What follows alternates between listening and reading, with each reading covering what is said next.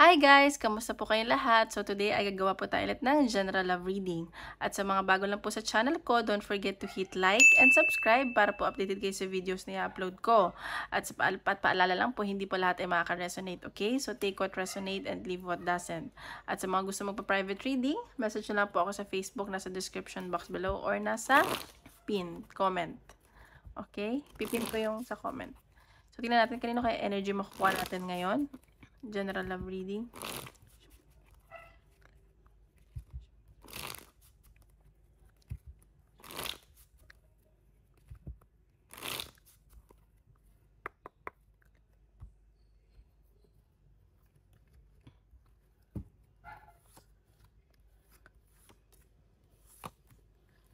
Okay. Medyo maganda to ah. Okay, sa nakikita ko dito, meron success at paparating na success sa inyo ng person mo or pera or may mga ikakasal dito. May mga challenges lang kasi ano mo yun, pag new beginning kasi hindi ganun kadali. Alam mo yun. Pero may nakita ako na dahil to sa anak siguro at nakikita ko, sorry ha, may mga na-involve dito sa third party at may mga challenges talaga na nangyari sa sa connection nyo or nagbala kayo magpakasal pero parang hindi pa siya matutuloy, ganun. Parang gusto niyo ng new beginning pero nga para sa mga anak or basta something bata pero parang nauwi sa conflict kasi may mga third party. Ayan. So tingnan pa natin.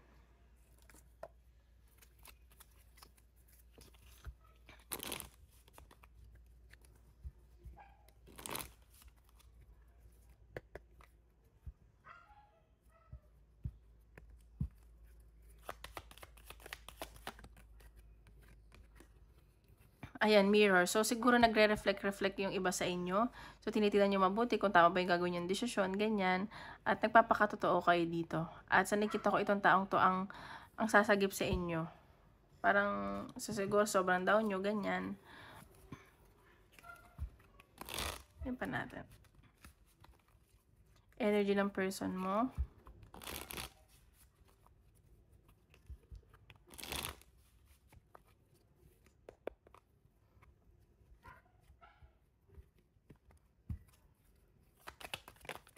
Oops, lang po.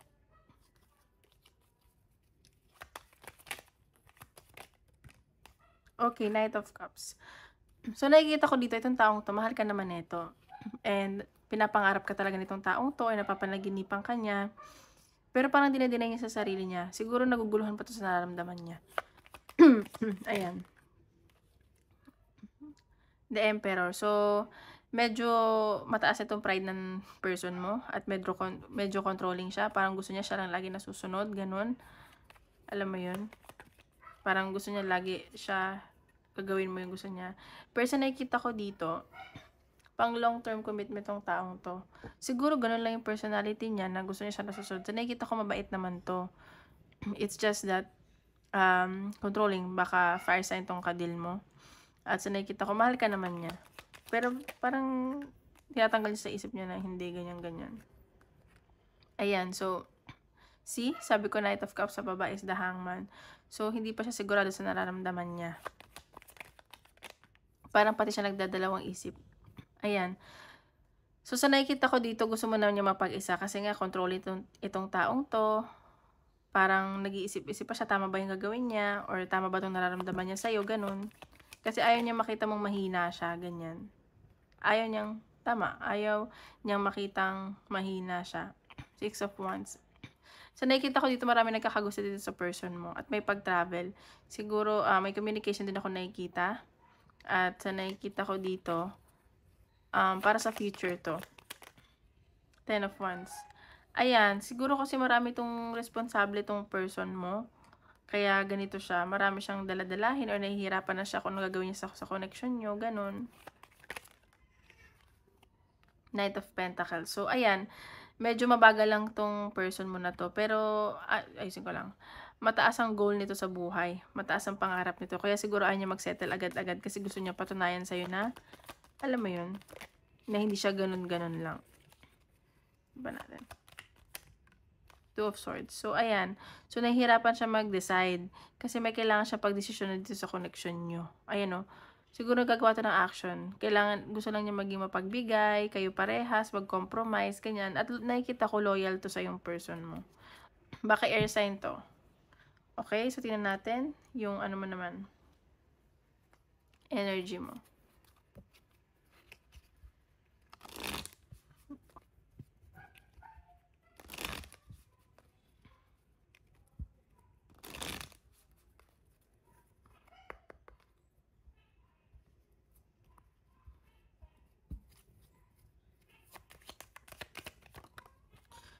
Seven of Pentacles. So, ikaw, marami ka na na-invest dito sa connection na to.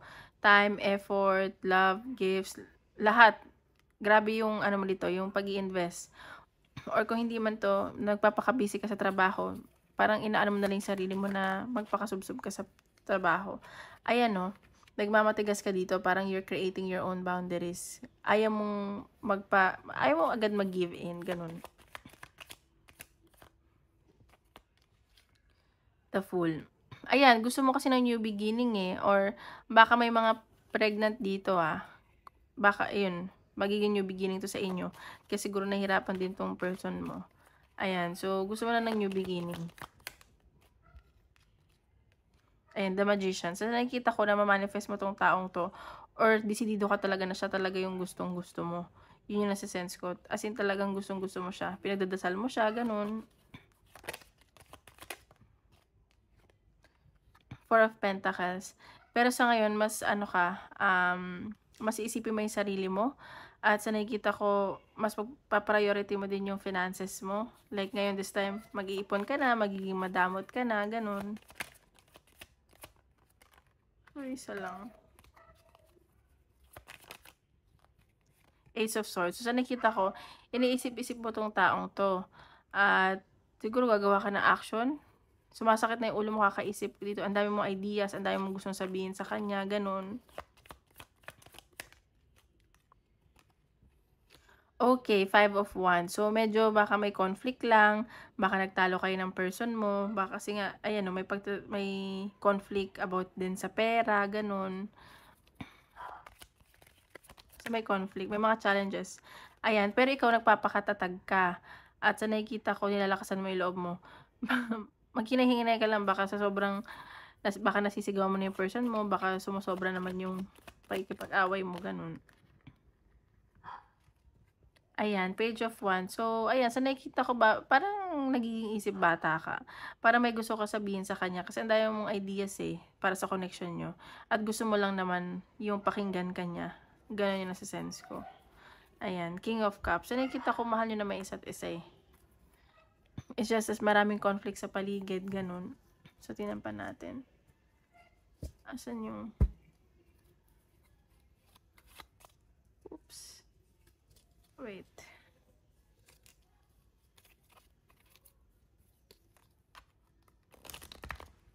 Ay! Wait lang guys. Dito ko na lang babalasa sa akin.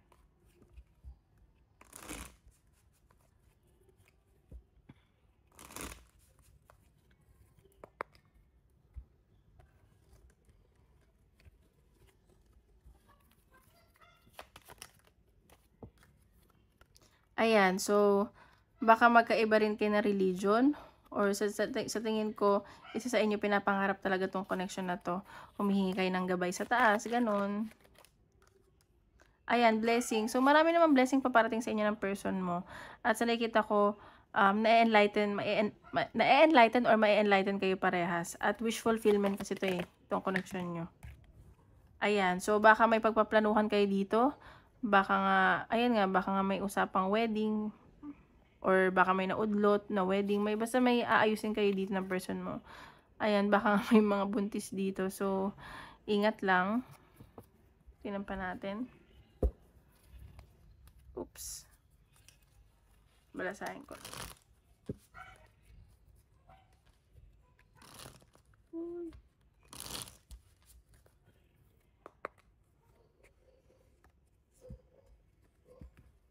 Okay.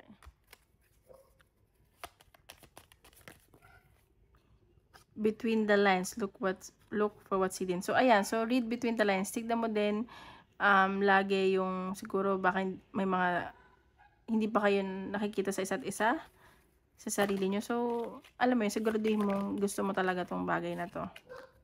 The grave, no second chances. So, baka ayaw mo na ng second chance, or siya, or sa tingin mo, wala na kayong second chance, ganun. Divine timing. Oh, so maniwala ka lang daw kasi lahat na nangyari sa inyo, it's all divine timing. So baka may paparating sa iyo na bagong pag-ibig. At ayan, him, finances. See? Affected talaga yung finances niyo dito sa connection niyo. Okay, so tingnan natin advice ni universe.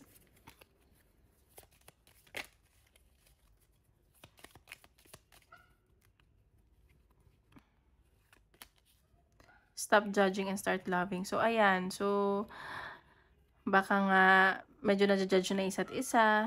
Alam mo yun, always do things with love. So, wag na lang tayong mang-judge or maybe in general, wag na tayong mang-judge kasi hindi natin alam lahat ng pinagdadaanan ng ibang tao. Alam mo yun, like, lahat naman tayo may mga problema. So, wag na lang tayong mag-judge. Okay, so, sa career tayo, read between the lines. Nasaan na ba yun? So, lagi lang tayo magiging mabait. Okay, sa career, don't forget to hit like and subscribe para po updated kayo sa videos na i-upload natin. Okay? General career reading.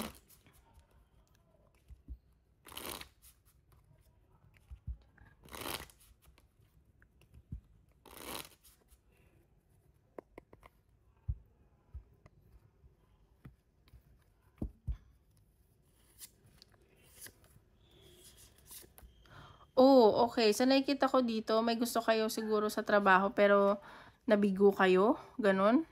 Pero sa nakikita ko, magiging maayos naman yung kaperahan nyo, may mga sumusuporta sa inyo, medyo na-stress kayo lang na onti kasi may mga blockages. Ayan, baka isang tao tutulong sa inyo. At sa nakikita ko, baka broken-hearted ka ngayon or pagod. Nakikita ko, ayan o, maganda yung kaperahan. Yan din. Oops. Sensuality. So, sa nakikita ko dito, may babaguhin kayo sa sarili nyo. Siguro, mas magiging masipag kayo, mas magiging, kayo, determined sa trabaho nyo. Ayan. So, ayan o, may babaguhin kayo. Kakasabi ko lang. So, tingnan pa natin. The way kayo siguro magtrabaho, ganun. Natin.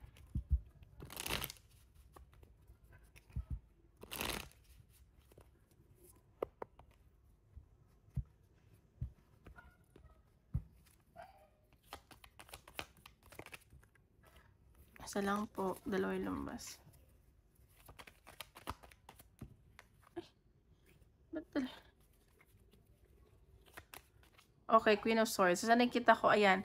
So, this time, baka nga naiinis ka dyan, nagagalit ka, napapagod ka na. Sa nakita ko, magiging matalino ka this time, pagdating sa kaperahan mo at sa career. See? Baka may nagpapabwisit sa'yo dyan na isang nakatrabaho, baka boss mo to. Ayan, Page of Wands. So, may nakita akong communication. Gusto mo kasi ng, alam mo yun, like, yung hindi naman sa sinasabi hindi ka magtrabaho, pero yung chill lang, ganun. Like, wag masyadong, stricto, ganun. Pero sa nakikita ko, mabait naman tong boss mo. Baka naiinis ka lang. Ayan, so, marami ka sigurong ginagawa, maraming pinapagawa sa'yo, di mo alam kung anong uunahin mo. Ganun yung nasa-sense ko.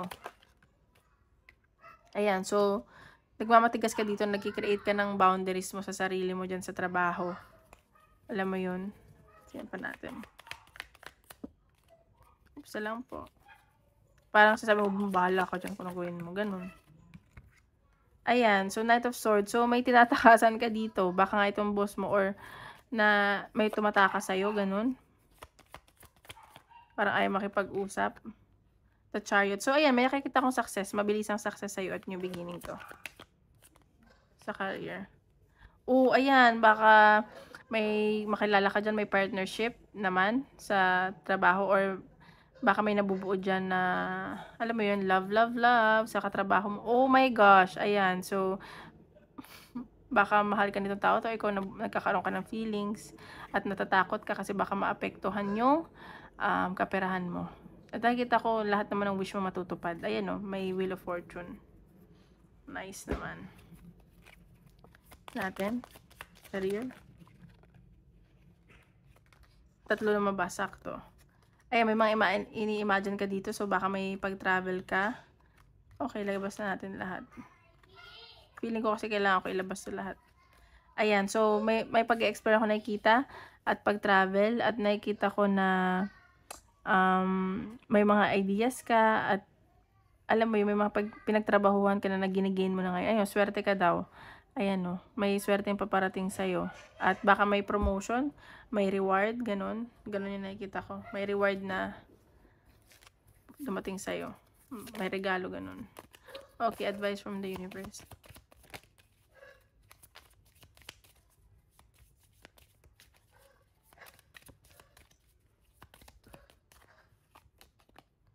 Wait, postpone, pause, and say no. So, ayan. So, ayan na. Kailangan mag-create ng boundaries. Hindi mo kailangan lagi porket mas mataas sila sa'yo, susundin mo na. Minsan, kailangan mo din mag-say no kung alam mo hindi naman talaga tama. Okay? So, ayan. Isip ka ng tanong natin kung sagot ni universe.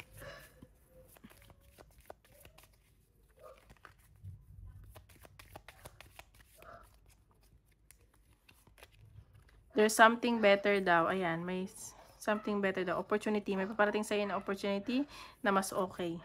Okay, so ayun lang guys. Maraming salamat po.